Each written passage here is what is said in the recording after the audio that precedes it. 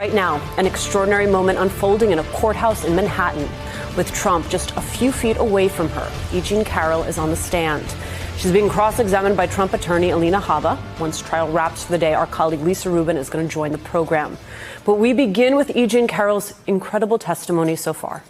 Today, she told a jury that one of the most powerful men in the planet assaulted her, lied about it, and ruined her reputation. To have the President of the United States, one of the most powerful persons on earth, call me a liar for 3 days and say it 26 times, I counted them, it ended the world I had been living in. And I lived in a new world, Carroll said. Hateful messages popped up on Twitter, on Facebook, hundreds of messages a day, some of them using the very same words Trump used to defame her, Carroll said. And according to Carroll, all of it happened because Trump lied about her. Quote, he said, I made up an accusation to sell a book. That is a lie. He said, I made up the accusation for publicity's sake. That is a lie. He said, my accusation damaged the real victims of sexual assault. That is a lie. He said, people like me who make false accusations are very dangerous, in very dangerous territory, that I shouldn't have done it for the sake of publicity. That is also a lie. Her attorney asked her, have you paid dearly, Miss Carroll? She responded, I've paid just about as dearly as possible to pay. Throughout her testimony, Trump huffed and he puffed. He slammed the table at one point, leading Judge Kaplan to ask him to keep his voice down. That did not stop Trump. NBC News reporting Carroll's lawyer, Sean Crowley, had called the former president out for continuing to make statements, as some jurors could hear him say, this really is a con job. Mr. Trump has the right to be present here. That right can be forfeited, and it can be forfeited if he is disruptive and if he disregards court orders, Kaplan said. Mr. Trump, I hope I don't have to consider excluding you from the trial. I understand you are very eager for me to do that. I would love it. I would love it, Trump replied, putting both hands in the air and shaking them. I know you would, because you just can't control yourself in this circumstance. You just can't, the judge responded.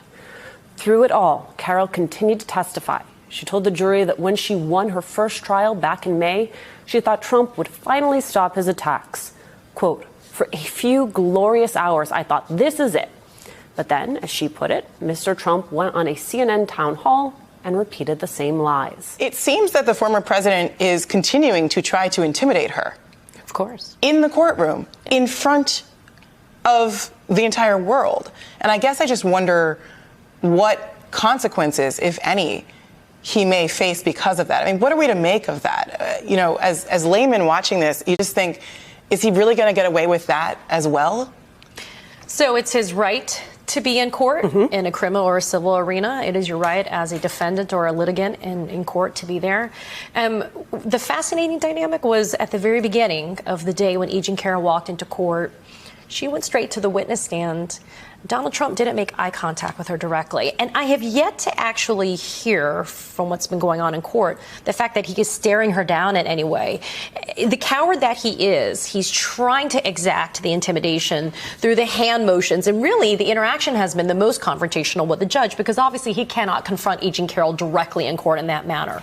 But your question is so well taken because accountability can be different things. It could be jail time. It could be prison. It could be millions of dollars, as we've seen, that's already been, ordered in this case from that first jury.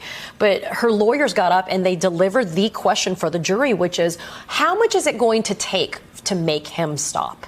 Because as we've seen, he won't. He'll do it, and he's taunting the judge because he wants to be able to get more fodder to be able to go outside and say, yet I am being the victim. I mean, and that's the absurdity of this, that he's claiming to be the victim in this very clear case where a jury has already found him liable for sexual assault and for defamation. And what happened in court today was that when she was testifying, Trump did, what I can only describe as like a bad high school debater's trick, like started talking at the same time as she was testifying, saying that's not true and stuff like that, with the hope that the jury would overhear his insinuations and comments.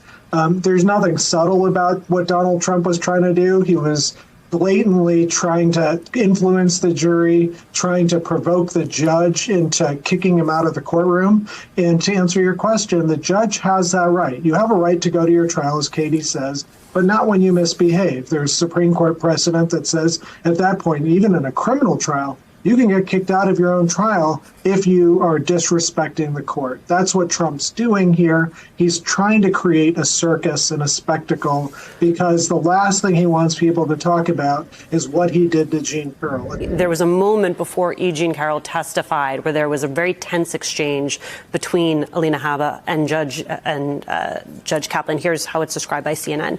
Your Honor, clearly we're not going to finish this trial tomorrow, Habba said. This trial will go into next week. I'm asking Your Honor to have the kindness that my client deserves to be with his family tomorrow and not to have to choose to miss the trial that he has a right to be here for. Kaplan denied the request, asked Habba to sit down.